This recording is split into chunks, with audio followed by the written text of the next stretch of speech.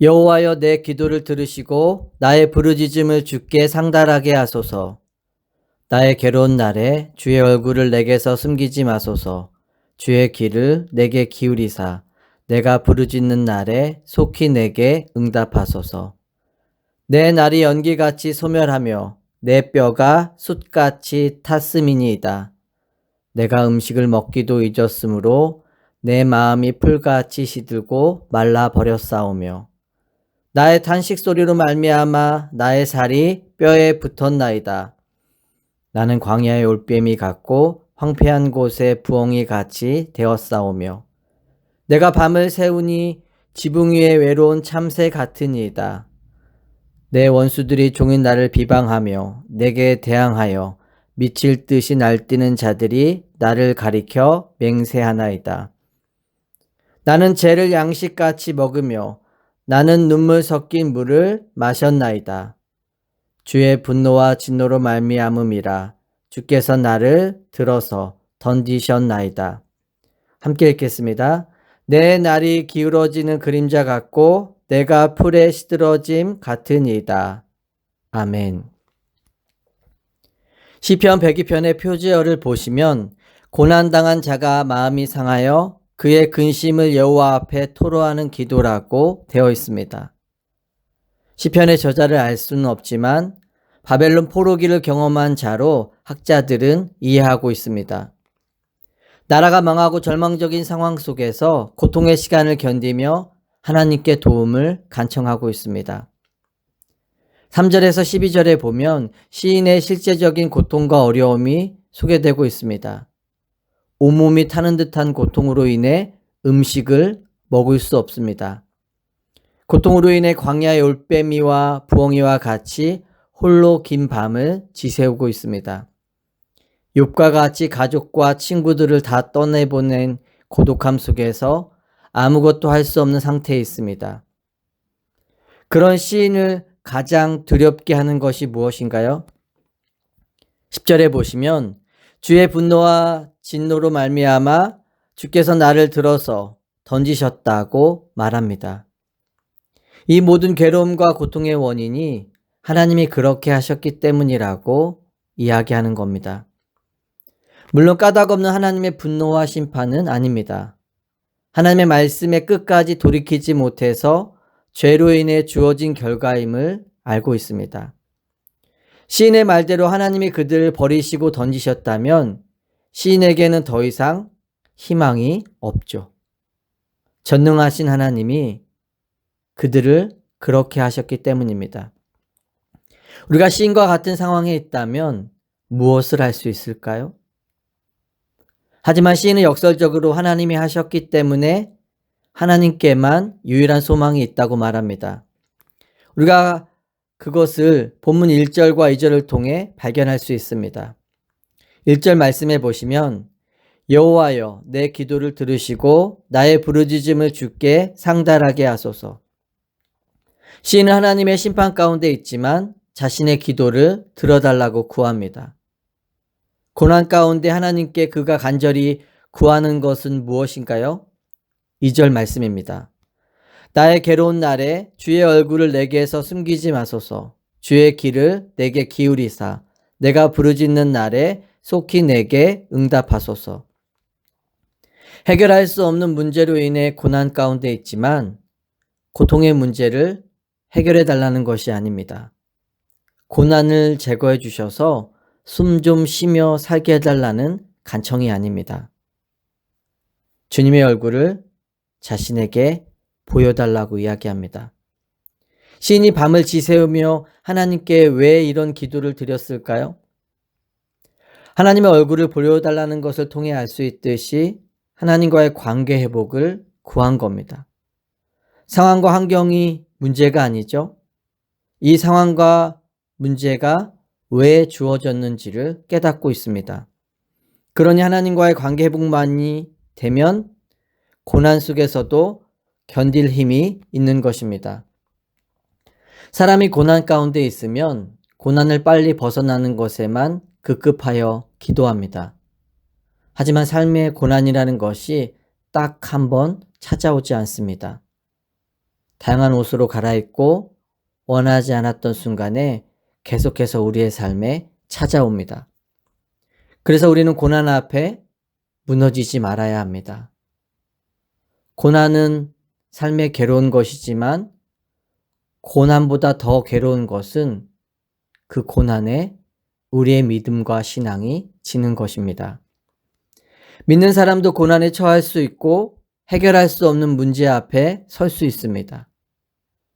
고난 앞에서 믿는 자들이 믿지 않는 자들과 무엇이 다른가요? 우리는 하나님이 이 문제를 해결해 주실 것에 대한 믿음이 있습니다. 왜냐하면 하나님이 주신 고난임을 알고 있고 하나님을 믿고 있기 때문이죠. 그 믿음이 고난 속에서도 나의 신앙을 무너지지 않게 하는 것입니다.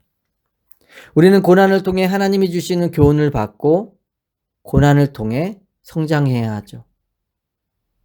우리의 삶에 하나님이 주시는 고난만 있는 것은 아닙니다. 고난을 주셨기에 고난 속에서도 하나님을 바라보며 붙들 수 있도록 믿음을 주시고 삶을 인도해 주십니다. 우린 날마다 겉사람이 강건해지기를 바라며 기도하죠.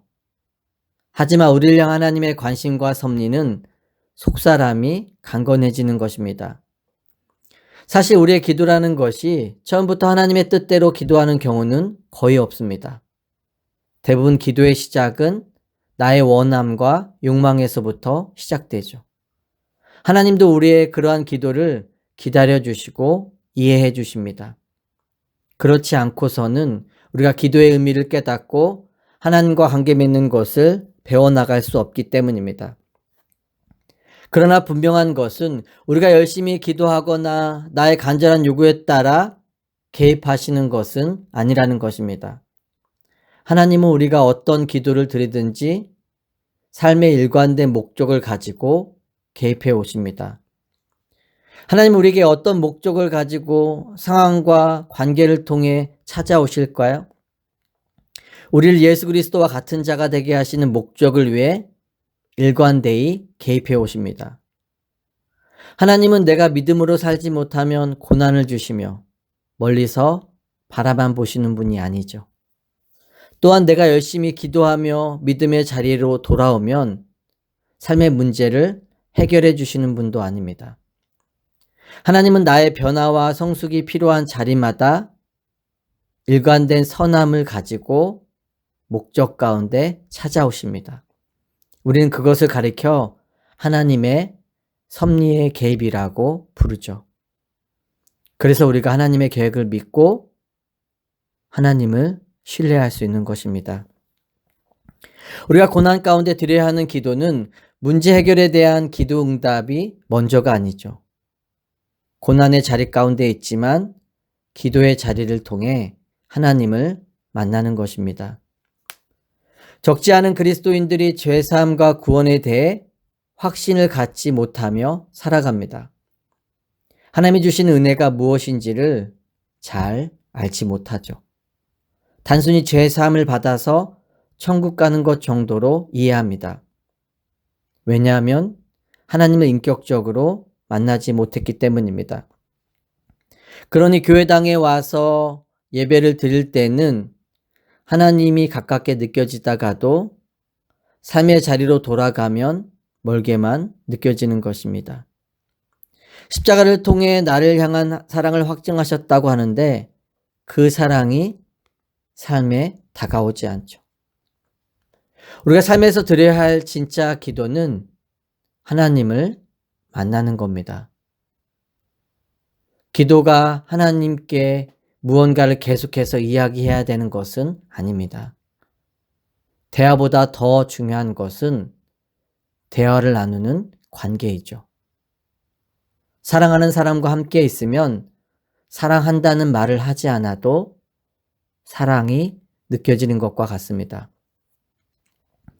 그런 기도가 삶에 열리면 하나님이 내 안에 계시고 내가 그분 안에 산다는 기쁨이 무엇인지를 깨닫게 됩니다.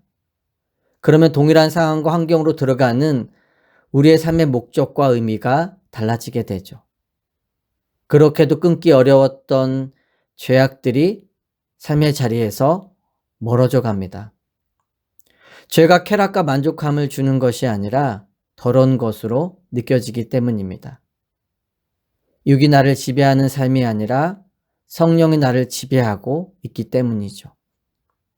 우리가 성령의 지배 속으로 날마다 들어가기 위해서는 겉사람이 아닌 속사람이 강건해져야 합니다. 고린도후서 4장 16절에서 18절에 보면 바울은 속사람과 겉사람에 대해 이렇게 이야기하죠. 그러므로 우리가 낙심하지 아니하노니 우리의 겉사람은 낡아지나 우리의 속사람은 날로 새로워지도다. 우리가 잠시 받는 환난에 경한 것이 지극히 크고 영원한 영광 중 한 것을 우리에게 이루게 함이니 우리가 주목하는 것은 보이는 것이 아니요 보이지 않는 것이니 보이는 것은 잠깐이요 보이지 않는 것은 영원함이라. 겉사람이라 우리의 육체를 가리키고 속사람은 하나님의 나라를 바라보며 갈망하는 거듭난 그리스도인의 상태를 이야기하죠. 그러니까 겉사람은 낡아지나 속사람은 날로 새로워진다는 것은 이런 의미입니다.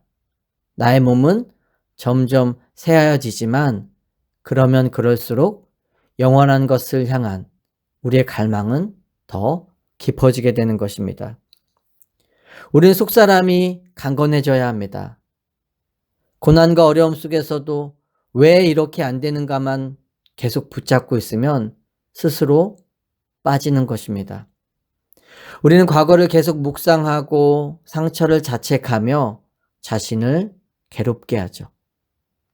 하지만 우리가 하나님 앞에서 고난과 고통의 상처를 이겨내지 않으면 앞으로 나아갈 수 없습니다.